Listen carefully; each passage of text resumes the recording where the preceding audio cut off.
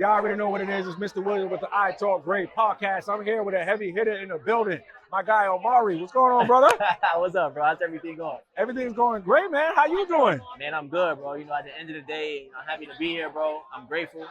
And I think that, some great things are happening, what we have going on. But I'm happy to be here, bro. I want to come on your pod. Bro, I want to come on your pod. We needed you to get on, man. For a while, so I see what you're doing. I appreciate that, brother. I appreciate that. Yo, so tell us, how you been securing your future, though? Bro, honestly, it's when we started, with Secure Your Future, and when we started with what we have going on, bro, it's just, I've been saying that for 6 years. Yeah. Just as a mental note to myself to keep trying to progress, whether I'm at the top of the mountain, whether I'm at the, bottom of the valleys, that's what I'm trying to do. Okay. And this became a thing. So just one of the ways that we're securing our future, I'm securing my future is just making sure that I'm in the right rooms, making sure I'm, bringing value to the rooms that I'm in, and really, honestly, making sure I'm always a student so I can become more valuable. So when I do walk into a room, people want me to be a part of their circle of reference, because you don't just want to, network and do these things that you're not bringing value. So, but that, I 7 areas, bro: mentally, physically, emotionally, socially, relationally, financially, but most importantly, spiritually, bro. And I think that's the thing that's kind of held me over the past couple of years, the spiritual part. So yeah, that's really it. God is good. Okay, no, all the time. So how are you, right, giving your tithes outside of the church so God could be grateful, right? Well, no, sorry, where you are showing that you're grateful for all the blessings that you can get. How do I say this, bro? At the end of the day, believing in God doesn't mean that you don't have trials and tribulations. It just means that you're able to withstand those trials and tribulations. So, and one of the ways that you do that is by serving. So in life, you can do 3 things. You can serve your way, earn your way, or pay your way. Okay. Most people don't have enough accolades to earn their way, right? Because you can never really truly earn your way. Because when you get to another level, there's another level, right? There's always somebody higher than you. Correct. In whatever it is that you're doing. Yeah. But then also, a lot of people don't have the money, I guess, to pay their way. So the biggest. Do you agree with that, though? Yeah, I agree with 100%. Yeah. I'd rather pay sometimes, though. No, which is true, but the best way that you can do it is by serving your way. So you said, how am I giving my tithes back outside of the church? Yeah. Really, it's by serving. It's called being a servant leader. That's the best form of leadership. Serving the people. The more people you serve, the more people you help, the more people you assist in their vision, your vision will ultimately come true, because now you have the people, you have the relationships, and those are worth more than money, People lose money all the time, but they become rich. Again, why? Because they have a relationship. Yeah. You know what I'm saying? So how do you cultivate your relationships? Bro, just one, by being me, keeping God first, but really just trying to be very intentional with how I interact with people. When I interact with people, I want the last interaction that we ever had. And this is what I'm getting good at. And mind you, I'm no saint, and I'm not a person that is I'm not crazy religious. I believe that Jesus died for my sins. I believe in God. Okay. But I'm not perfect, bro. I mean, none of us are. And the thing that has held me over is, trying to be able to be intentional with the relationships and having clarity in those relationships and bringing value to those relationships. Yeah. The last thing, like I said before, the last thing I want people to remember when they interact with me is, that person is somebody who, whether we do a business deal, whether we work out together, whether we go to church together or not, that is somebody that I feel good about being in their circle. And that's really what it's about. I rock with that, bro, 100%. Bro, I've been seeing you all over the place. Grant Cardone, 10X events. I saw you with the Haitian CEO. Why do you think people are drawn to you that way? Well, one, I got to give credit to my mom and my dad. One, they own a school. My mom had me at 14 years old. Who's your mom? My Claudia Hibbert. She's really big in real estate. She had me at 14. She's paved the way for a lot of the access that I have. My family, have paved the way. My godmother is Tina Howell. She owns Wingstop. She's the first female to bring Wingstop to Florida. What? Yeah. So you're a trust fund baby? No, I'm not a trust fund baby. But it's called leveraging the resources, and as well as my father. My dad. It's my stepdad, but I call him my dad, my real dad. I know this since I was 14. I respect that though. And he, he was a teacher. Now he owns a school. They own a school together. They just bought a 25,000 square foot building. And at the end of the day, it's like, how do I say it? You see me at all these places because, like I said, I'm serving my way. How do I get into a room with a Grant Cardone? Because I'm taking a video for my mom.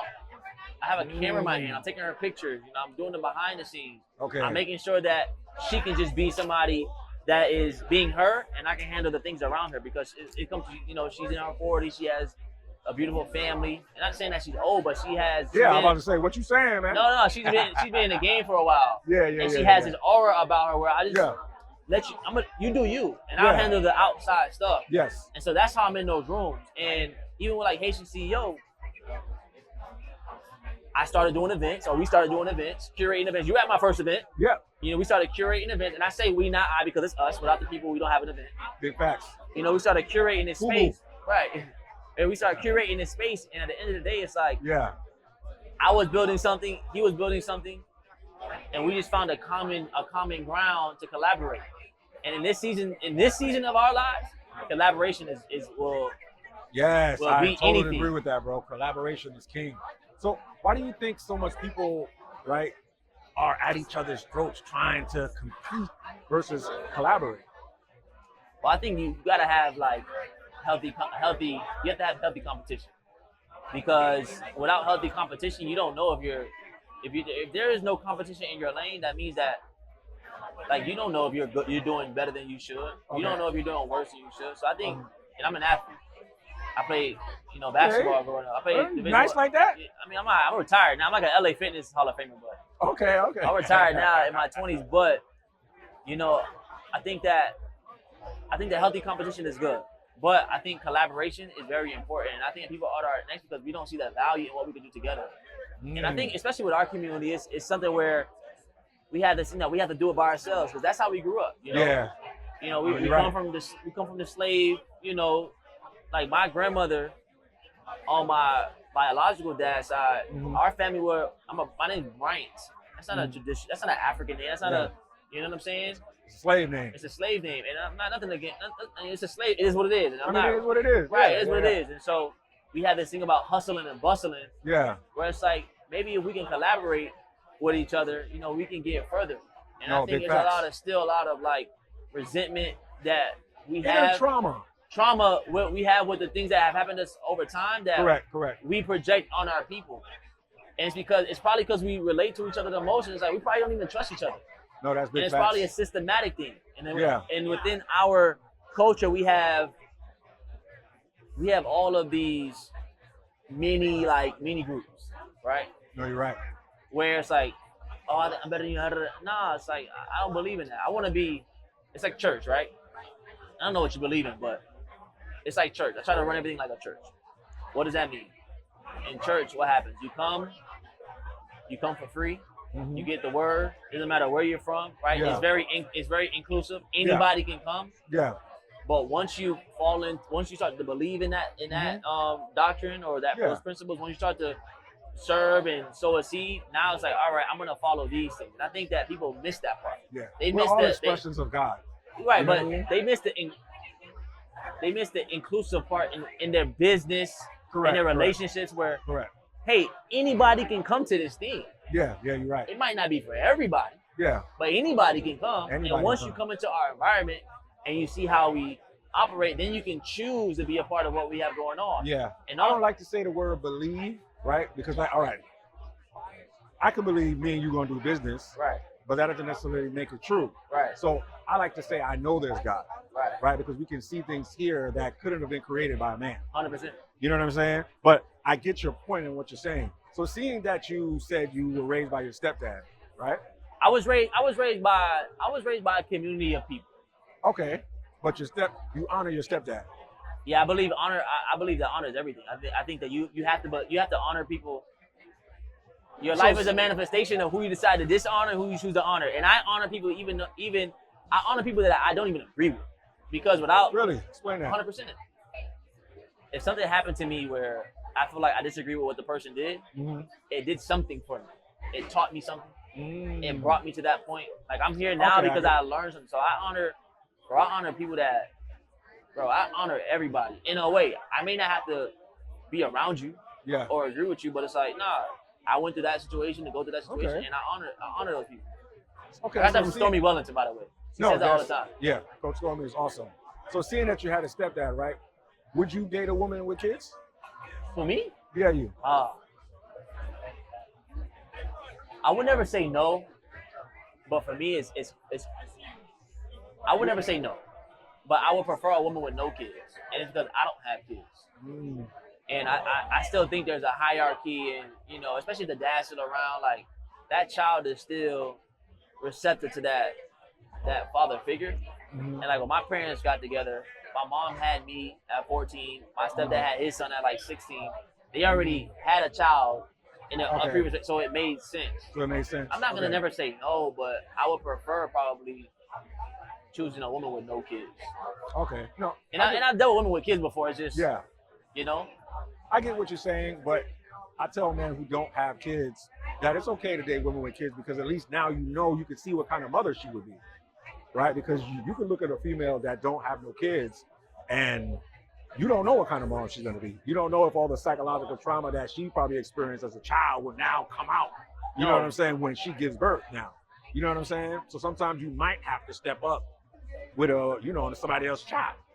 Bro, no, I get you. No, I 100% get you.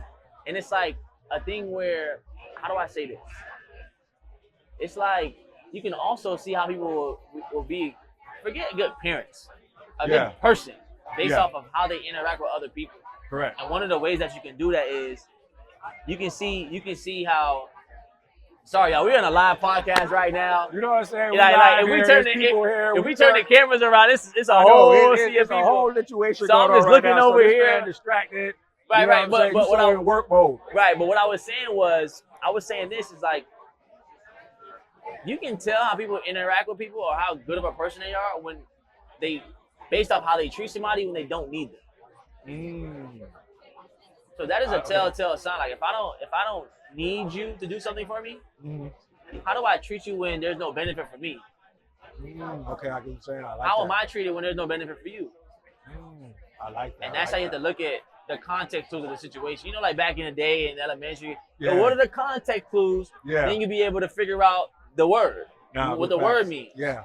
What are the context clues of the people you're interacting with in your life? And that's kind of like you'll kind of be able to interpret. It's like reading between the lines. Like you don't always have to be just so direct with somebody. You can just see how they move. You can see how they operate. You can see how they curate a room, curate a space. You can see how they treat the person that's serving them food. Yeah. Are they saying yes? Are they saying thank you? Are they saying no, ma'am, yes, those ma'am? small things. You know what I'm saying? Those things, they matter, you know? But bro, you the king of the events, man. Give us some sauce. Like, give us some tips on how you throw these lavish events. Leverage, bro. Life is about what you leverage, who you leverage, and how you leverage it. So give me 4 tips. If I'm a beginner, I'm trying to throw my own event, right? Give me 4 tips you think I can use to have a successful event. Have a successful event? Yes. Set a date. Set a date. Okay. Set a date. Set a date.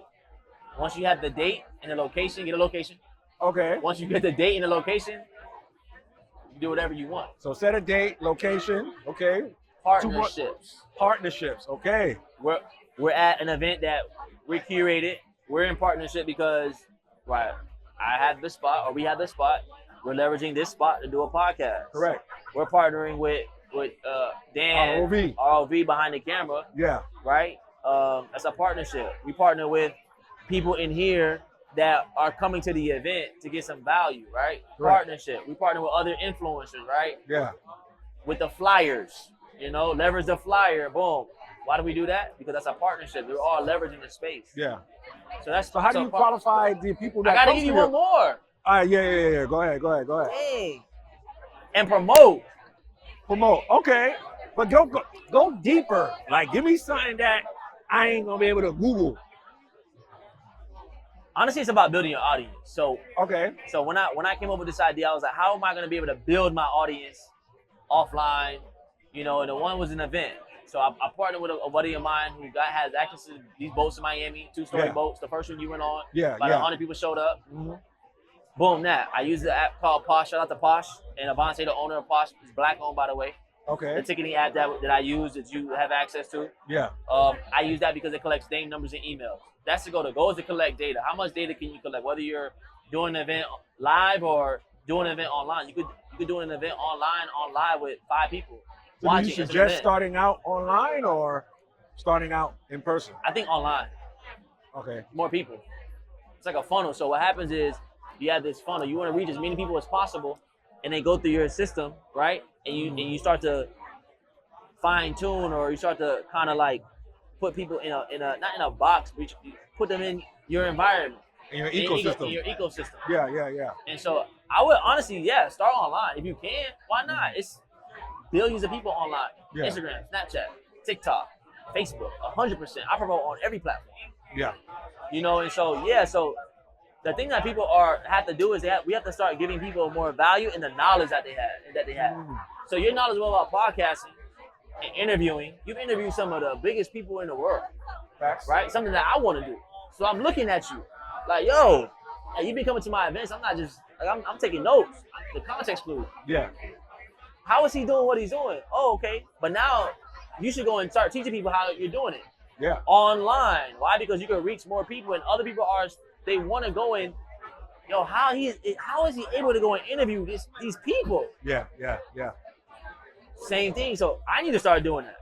You know, Facts. You gonna sign up to the course? I'm with it. What's the link? Like, what are we doing? Got you. Say less. Let's do it. And Say then less. everybody needs to build their audience, but you can do it online. There's people in here with some people in this room right now have millions of followers, hundreds of thousands of followers. So how are you qualifying the people that you bring to your events? By their followers or by their actual authenticity of their business? I qualify people by how I qualify myself. Go deeper into that. I believe I carry myself in a way that is conducive to somebody who wants to be better. I'm very big in personal development. Okay. You know, I've been listening to Eric Thomas since I was like 19, right? You know, I have people around me, right, that are in personal development. And so I try to grow myself and become a better person and become more valuable, because then I'm not trying to chase you. I didn't chase you to come to my event, did I? I didn't chase you. You didn't chase me to come on this podcast. What happened is that we were elevating, we were becoming better as humans and more valuable, and then we just connected and it just aligned. So when people come into this space, if you look at the people in the room, it's a certain caliber and a certain level of person. Whether you're making $1 or whether you're making $1 million, whether you have no Instagram or whether you have 1 million followers, it's a type of person that is in this room based off of the value that I'm trying to build myself in the person who I'm becoming. How do you make sure you're not being intertwined with people that are saying they're coaches, but really and truly they ain't never did shit? I think I play basketball, so it's a little different. I believe you can be a coach and not. Really? Yeah, because So you believe you can be a coach and not do the thing? Skip Bayless is a. He talks about sports, basketball. He ain't play basketball. Interesting. Stephen A. Didn't play nowhere for real. He does that. Okay. That's interesting. How was your knowledge? How was your knowledge on what you know? Like, and you know your knowledge based off of the results. Time tells. Time doesn't lie. Men lie, women lie, but time will tell. Time will eventually tell if in a year or two, have you been consistent with these pods? Yeah. It's been a year since we've been doing events like this. People come because now they know what they're gonna get. It's a test of time. Bro, you got people coming here from Canada, from the 6th. I was like, yo, people coming from all over to come to the events, bro. This is dope, man. Right. But so let me finish this though. Okay, go ahead. So it's a level. So when it comes to coaching, right? It's a level. You said something real deep there, but go ahead. What did I say? Bro, you said you think a person could be a coach even if they don't do the thing. You know this is going viral right here. This is a viral moment. I think that it's because of like, so if I'm a coach, right? Let's say I can show you how to do an event, but I never do events. How can you do that? The next thing will be, well, Amari, who have you helped throw an event?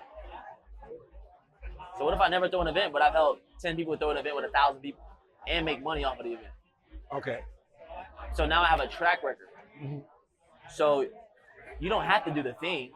You can have knowledge on the thing and not be able to, not because you can have access to the people.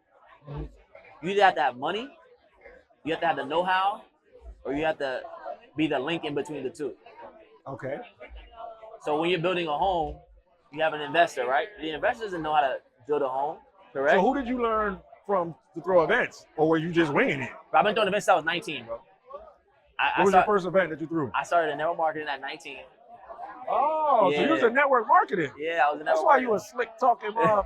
No, I get that from my parents, probably, my family. I'm Jamaican, so you know. Okay, you got it. Bro, dog, listen, the crazy part about it is, that when I was 19, I joined a network marketing company, and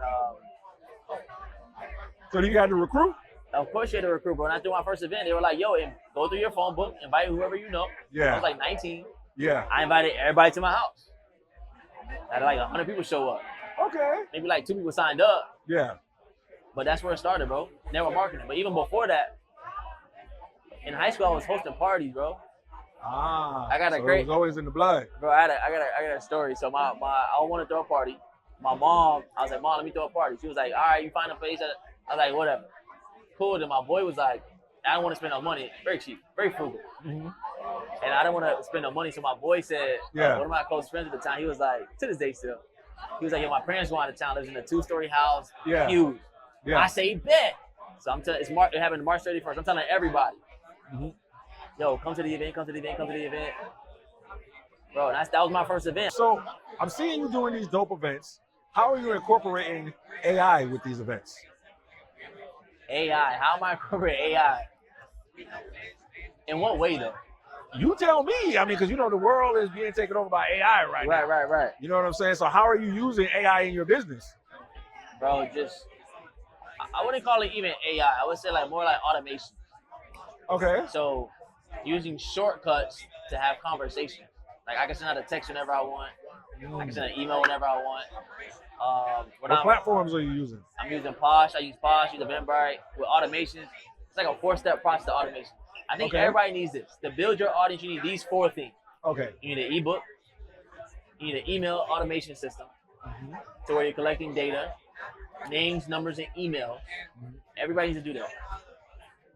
You need automations. You can use like a ManyChat or like I think Go High Level has like automations. Yeah. So where when you're making content and you tell a person to comment the word whatever, comment the word podcast, comment the word event, it automatically sends them that. Because what if something goes viral? 5.8 million views on a video, and we almost didn't have automation. Wow. Just think about that. So you had a video with 5.8 million views. I made a video for a client of mine, and it got 5.8 million views. And we were able to capture hundreds of people's data. You got receipts on that? I can show it to you. Make sure ain't no cap. That's not cap at all. I could definitely show that. I can show that Who's to the you. client? It's Claudia Hibbert, my mom. Okay. You can't see the, but you can see the views on here. Okay, the man got receipts. Hold up. What did I say? 5.9 million views. That's great. Oh, wow. Okay. And then so you're making, and she didn't even say a word on it. I just was recording her some B-roll, put some words on it, and then put a call to action. Yeah. DM the word basics, and we were able to collect all that data. And the last thing you need to make content. Right? You need to make content or document your process. Correct. Like right now, this is content. Right now, I got somebody following me around, documenting my process. We're gonna chop it up, do whatever we want with it, and so people can have that and like really see it come to life. So what should people expect from your events? Like when they leave, like what should they expect? When they leave, what should they expect? When they come, what should they expect? Both. When you come, you should expect people to connect, collaborate, and create a community with. You should some value, people to converse with, based off of whatever it is that you want to do. We have a lot of people in this space, so that's what they should expect. People should expect to be able to come into this room and get value from it, whether that's in meeting somebody, whether that's doing a business deal, whether that is learning how to talk to different people. This is an exercise. Okay. Top 2 fears in the world is, I think it's like heights, and the number 1 is public speaking. This is a form of getting people to do public speaking. Yeah, getting them out their shell. And so what should they expect when they come in? That's what they should expect. Now, what do we expect when everybody leaves? Because people ask me all the time, well, how can we help you build this community even bigger? Okay. We expect for you to go in, take this information, use it, connect with different people, but then also just get better. Just you become valuable. Yes. It's like the off season, right? Yeah. This is the event. This is the playoffs. Yeah. Right? But then in the off season, when you're leaving basketball, play basketball, right? It's an individual sport. At that point, you want to get better. So if us 3 are on a team, right, and you know we lost in the round before the championship. Mm-hmm. What are we in the off season? We're not really gonna be together. I need you to work on your skills. I need to work on my skills. She needs to work on her skills. He needs to work on his skills. And then when we come together, we take our skill set that we've improved on, and now as a team we're better. Does that make sense? Yeah. So when you lead this, I need you to go and interview some more people. I need you to go and put out more content. Yeah. You know, keep asking the great question that you're asking. I need her to keep doing. We get ready to interview her next. Right. I need Ty to go and do what she's doing. I need Nebs to go and do what she. I need. You know, everybody has to do what they do. So how much it costs to pull up at one of your events? Hey man, listen. Let the people know. It's a high ticket price. It's a high ticket price. Okay. It costs a lot of gas, and a lot of time. Now our events are pretty much free. Really? Yeah, free. They're free. So what value can a person get if the event is free? A lot of value. People don't take things seriously when it's free. That's until you come into this room, because this free room right now. How much do you think this free room is worth right now? You tell me. I got a guy over there that just got a government contract to clean windows for $3.5 million for free. Okay. So you're changing the game. No, I'm not changing the game. I mean, because people say, if it's gonna be serious, you gotta put a dollar amount to it, 10 bands to get in. It's until you get to the space. I think here's my thing. Why do I do free? I'm trying to build my audience. I know that people like free stuff to put their information in, name, number, email. You don't know what our ecosystem is, but once you get into our ecosystem, you're gonna be like, yo, this is free. I've literally had people call and say, if we're talking about money, right? Call and say, yo, Amari, when is your next event? I need to sign up for it. You ain't signed up for it yet? I was like, why are you telling me that? People just pull up. Will you ever charge? Yes. But this person for a free event, they paid $15,000 for making a relationship at the event on the commission side. You know, I've had people come to the event and get more people on their podcast. Yeah. I've had people come into the event and go and get a 6-figure tech job. These are receipts for free. But what makes it unique is that it's different. One, we have them on boats usually. Two, nobody can get this venue like this just to do this. Where we at right now? And we at the Cleveland on South Beach on a rooftop. Dang. It's crazy. Bro, this has been phenomenal, man. You dropped so much sauce. Bro, I appreciate you. Let everybody know where they can find you at. Is the interview done already? I want to keep going. Dang. Let everybody know where they can find you at, man. Yo, man, you can find me. I'm talking to this camera, that camera. Right there. Oh, right here. And you can find me at amari.ab.bryant on really Instagram, Twitter. The page Security Future Global on Instagram, Threads. And then also you can just find me through other people. Hey, I like that. You don't need to necessarily follow me. Follow the people that are around me. Because success leaves clues. And that's what we're trying to do. We're trying to leave clues on how to. Well, you leave me clues, brother. And not even how to be successful, bro. How to leave significance. Success is a thing that is objective. Significance isn't. How many people come to your funeral? That's not a success. That's the significance. Yeah. The poorest people in the world mean the most to people. It's not about money, bro. It's about the significance that you're bringing to people while you interact with them. Big facts. Martin Luther King wasn't rich, but he had access to the president. But, bro, we might have to do a part 2 for sure, because you saying, I get what you're saying. It's the truth, though. On paper, he was not rich. Yeah, no, He facts. did not own a lot of stuff. But what did he have? He had people. So how do you build generational wealth? You build generational wealth through information and through wisdom. So in the Bible, it says something about a good man will leave an inheritance for his family. And I have to text this person real quick because he's bringing the drone. Yo, okay, bro, this has been dope. I don't want to finish. I want to keep going. I see the text. We good. Can we keep going, Dan? For like 5 more minutes, Dan? Please?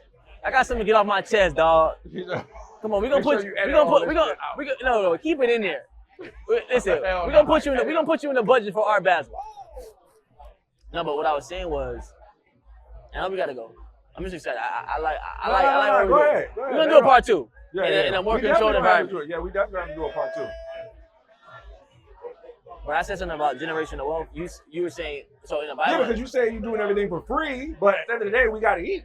We got bills. It's a back end, bro. So I gotta shout out my sponsor, Sway. Okay. So you are getting money somehow. So it's a free front end, but we also have offers on the back end. And so one of our partners is Sway. It's a financial conglomerate. You know, if you trade in the space of crypto exchange, foreign exchange, we have a licensed and regulated broker that you can then use to trade. Right. So I'm an affiliate for them. And so I share that broker because I love the people that we work with. It's licensed and regulated, 100,000 users in like 15 months. And also we like to leverage other people's audiences to build a broker on an affiliate side. So that's cool. Also, you know, we have other events that we have going on. We have upsells, we have, you know, courses, all that good stuff. But I would say this. In the Bible, it says that you should leave, a good man leaves an inheritance for his family. People think that's only money. But money is the least important part. Money is the byproduct of the information and the principles and the behaviors you leave behind. I'd rather show and teach somebody how to do something and how it should be done off a principle base than show them how to get money. Because if I show you how to get money and you don't know how to do all the things before it, if you ever do come into money, you lose it fast. But if I show you the principles on how to walk in life, live life, how to interact with people, how to build relationships, then what's going to happen is, those principles that carry you on, and you'll ultimately get the money. But then you'll go teach those same principles to the people that come after you. Our purpose in life is to do three things. It's to learn from people that come before us, do those things, number two, and then teach the people that come after us. Everybody's purpose is the same, so we all just have different vehicles. No, that's facts, bro. Yo, you just dropped wild knowledge here. You know what I mean? Like Socrates, bro. I'm not Socrates. He's a legend. Bro, this was awesome. Yo, appreciate you, my boy. Thanks for coming out. You know what I'm saying? Thank you for coming out. No, of course. You know what I'm saying? It's going to get bigger and better. Of course. Y'all already know what it is. Mr. Williams with the I Talk Great podcast. We out of here. Yeah.